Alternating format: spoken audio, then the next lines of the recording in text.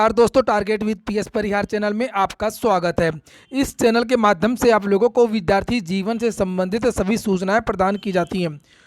उसी क्रम में आज के इस वीडियो में हम लोग बात करेंगे टीजीटी पीजीटी 2022 भर्ती की। उसके बाद में हम लोग बात करेंगे अधीनस्थ सेवा चयन आयोग की कुछ भर्तियों की, और लास्ट में हम लोग बात करेंगे भ्रष्टाचार को रोकने के लिए विद्यार्थियों की एक मांग की। तो वीडियो को जल्दी से लाइक कर दें, शेयर कर दें, और जिन छात्रों ने चैनल को अभी भी सब्सक्राइब ना किया हो तो जल्दी से सब्सक्राइब कर लें, ताकि आप लोगों को भी इसी प्रकार के ऑथेंटिक अपडेट सबसे पहले मिलती रहे। चलिए शुरू करते हैं। जैसा कि यहाँ पर लिखा हुआ टीजीटी पीजीटी 2022 कोर्ट में गुहार लगाएंगे छात्र। मामला असल में यह है कि टीजीटी पीजीटी का जो विज्ञापन आया है, जो अध्याचन आया है, उसमें पदों की संख्या बहुत ही कम है।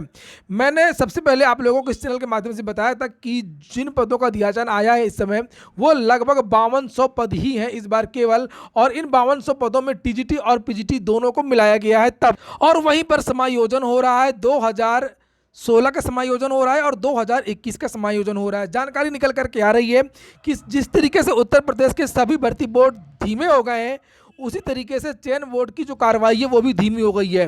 प्रधानाचार्य की भर्ती भी लटक चुकी है, और जो नया विज्ञापन है उसमें अब और देरी हो सकती है। भले ही चयन बोर्ड ने ये बात बताई हो कि हमको कोई दिक्कत नहीं है, ये है वो है, हम विज्ञापन निकाल सकते हैं, लेकिन वो विज्ञापन नहीं निकाल पाएगा। ये 100% सत्य हो चुका है। अब जो आपका विज्ञापन है वो मार्च या अप्रैल, ज़्यादा संभावना है कि टीजीटी पीजीटी 2022 के विज्ञापन अब अप्रैल के महीने में आएगा। बात नंबर 1। दूसरी बात है कि विद्यार्थी आखिरकार कोर्ट क्यों जा रहे हैं। कोर्ट विद्यार्थी इसलिए जा रहे हैं ताकि ये भर्ती भी पिछली बार की तरह ही, जिस तरीके से पिछली बार की जो भर्ती हुई थी वो रिकॉर्ड समय में कंप्लीट हुई थी। 2021 में 6-7 महीने भर्ती कंप्लीट हो गई थी, क्योंकि सुप्रीम कोर्ट ने कहा था कि ये भर्ती 31 अक्टूबर 2021 तक समाप्त हो जानी चाहिए।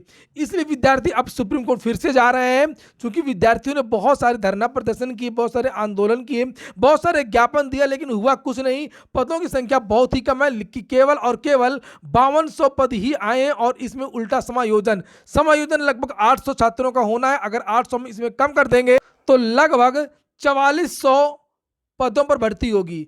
4400 पदों पर भर्ती होगी, यानी कि पदों की संख्या बहुत ज़्यादा कम है, और लगभग 39 विषय टीजीटी और पीजीटी को अगर मिला दिया जाए तो एक एक विषय में केवल 200-150 पद ही आएंगे।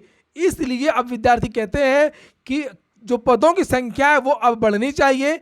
इसके लिए विद्यार्थी कोर्ट जा रहे हैं कि आखिरकार जो तदर्थ के 22,000 पद जो रिक्त हैं तदर्थ के, जिनका समायोजन निरस्त हो चुका है, जो अब नियमित नहीं किए जा सकते हैं, 2000 के बाद के जो तदर्थ शिक्षक हैं उनको भी इसमें जोड़ा जाए। भले ही आप उसमें इनको भारांक दें या कुछ भी दें, लेकिन पदों की संख्या पूरी जुड़नी चाहिए। और विद्यार्थियों का यह भी कहना है कि जिस तरीके से पिछली बार इनको भारांक दिया गया था वो इस बार भी दें। विद्यार्थियों को आपत्ति नहीं है भारांक देने से, लेकिन इनके एक एक पद को जोड़ना चाहिए। इसके लिए चाहे फिर से पोर्टल खोला जाए, फिर से अध्याचन मंगाया जाए, इसके लिए विद्यार्थी फिर से मांग करेंगे। और जो है अब सरकार से तो बहुत ज़्यादा उम्मीद नहीं है, क्योंकि तदर्थ शिक्षकों के बारे में बताया जाता है, सब लोग जानते हैं कि ये विद्यालय प्रबंधकों के हैं, प्रबंधक खुद नेता हैं, और नेताओं की जो पकड़ है वो शासन से रहती है। इसलिए ये अभी की बात नहीं है, ये तदर्थ शिक्षक अभी की नहीं है, हर सरकार में रहे और सभी में मजबूत स्थिति में रहे। इसलिए अगर कहीं से कोई आसरा है तो वो केवल और केवल कोर्ट से है।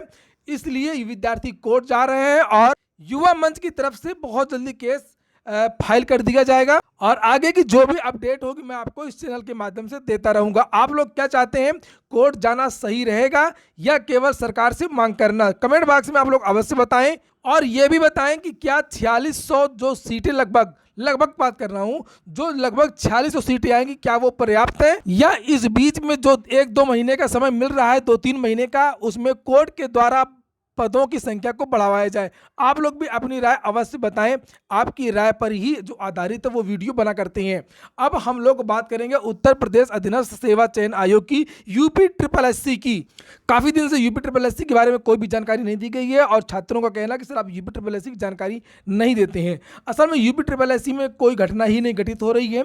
हमेशा की तरह फिर से यूपी ट्रिपल एससी सोने चला गया है। यूपी ट्रिपल एससी को छोटे छोटे बहाने चाहिए, चाहे वो कोरोना का बहाना हो, चाहे वो चुनाव का बहाना हो, चाहे वो पंचायत चुनाव का बहाना हो, कोई भी बहाना उसे मिल जाता है, वो सो जाता है। उसी तरीके से यूपी ट्रिपल एससी की जो कार्यप्रणाली है वो फिर से धीमी हो गई है। जब विद्यार्थियों ने धरना प्रदर्शन किया था तब बहुत सारी बातें बताई गई थी कि हम ये परीक्षा करवा लेंगे, ये आंसर की जारी कर देंगे, ये रिजल्ट जारी कर देंगे, लेकिन कहीं भी कुछ नहीं हो रहा है।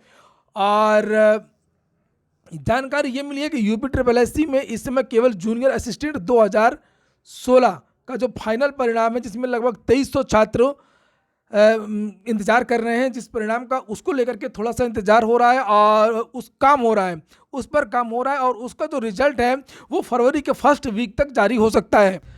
लेखपाल भर्ती का जो परीक्षा है वो आपके चुनाव के बाद ही होगी, चुनाव के पहले लेखपाल भर्ती नहीं होगी। इसके बारे में मैंने एक नहीं 100 बार बता चुका हूँ, बार बार आप लोग वही प्रश्न पूछते हैं। लेखपाल भर्ती की परीक्षा अभी नहीं होगी, लेखपाल भर्ती की परीक्षा मार्च के बाद में ही होगी, अप्रैल के बाद में ही होगी।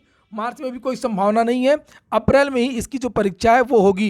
वीडियो री एग्जाम के बारे में भी पहले बता चुका हूं कि वीडियो री एग्जाम में भी देरी है, और पहले तो ये चर्चाएं थी कि वीडियो री एग्जाम पहले करवा लिया जाए, लेकिन अब इस समय आचार संहिता भी लग चुकी है, शासन प्रशासन के पास टाइम नहीं है। और यूपी ट्रिपल एससी की में भी जो जब से कोरोना आया है और तीसरी लहर आई है, चुनाव की आचार संहिता लागू हो गई है, तब से काम बहुत धीमा हो गया है। तो अब ये निश्चित हो चुका है कि वीडियो का जो परीक्षा है वो भी अब मार्च के बाद में ही होगी। और वीडियो के बारे में एक सूचना और है कि वीडियो जो केस है अब वो सुप्रीम कोर्ट जाएगा। फर्स्ट बेंच, फिर डबल बेंच, फिर सुप्रीम कोर्ट। विद्यार्थी जो है अब यहीं पर रुकने वाले नहीं हैं। जिन विद्यार्थियों का चयन रुका है वो इसकी अपील करने वाले हैं। विद्यार्थियों का कहना है कि हम आर पार की लड़ाई लड़ेंगे, चाहे हमको सुप्रीम कोर्ट तक जाना पड़े। हालांकि हाई कोर्ट ने इन छात्रों की जो याचिका है वो खारिज कर दी है, और अब देखते हैं आगे जो भी अपडेट होगी आपको इस चैनल के माध्यम से दे दी जाएगी।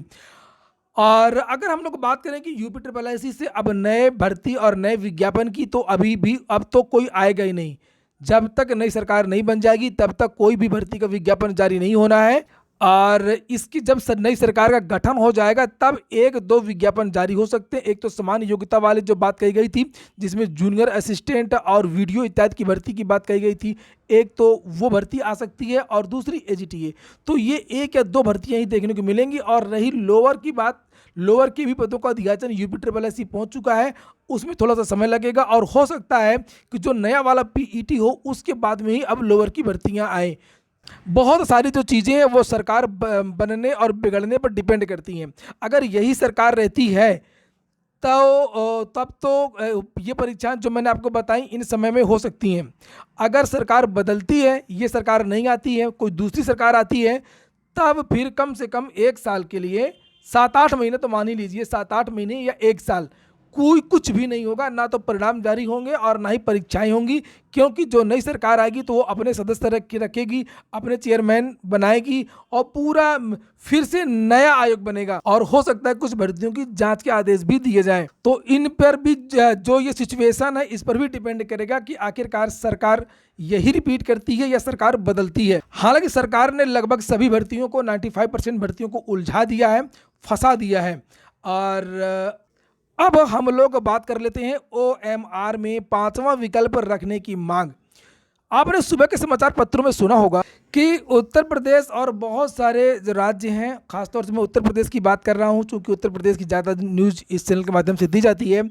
वहां पर एक शिकायत देखने को मिलती है कि अंदर से कापियां ओएमआर भर दी जाती हैं। हालांकि ये घटना इस बीच कम आई है, भले ही पेपर आउट की जो सूचना है वो ज़्यादा आई है, लेकिन अंदर से धांधली की शिकायतें इस सरकार में कम आई हैं, जो सत्य बात है। ये जो अंदर से जो ओएमआर भरा जाता था ये पहले की सरकारों में ज़्यादा हुआ करता था। जब पिछली समाजवादी पार्टी की सरकार थी तब यूपी ट्रिपल एससी और बहुत सारी भर्तियों में ऐसा देखने को मिलता था और कट ऑफ बहुत ज़्यादा चली जाती थी और इतना कोई कर ही नहीं सकता था। और उसी क्रम में ये विद्यार्थियों ने एक बात कही है कि अब जो ओएमआर होता है उसमें 5वां विकल्प रखा जाए। 5वां विकल्प यानी कि नॉन अटेम्प्ट का विकल्प एक रखा जाए, ऐसा बहुत सारे राज्यों ने किया भी है, उसके बारे में मैं बताऊंगा।